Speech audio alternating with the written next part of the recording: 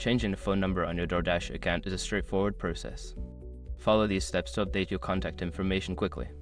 Step 1. Open the DoorDash app. Launch the DoorDash app on your smartphone.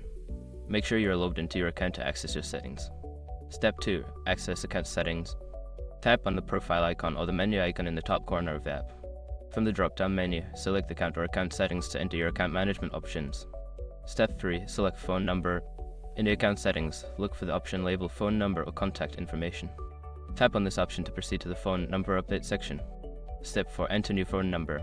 Delete the existing phone number and enter your new phone number in the provided field. Ensure that you input the correct number to avoid any issues. Step 5. Save changes. After entering your new phone number, look for a Save or Update button at the bottom of the screen. Tap this button to confirm your changes and update your account information. Now your DoorDash account should reflect your new phone number. If you encounter any issues, consider reaching out to DoorDash support for assistance.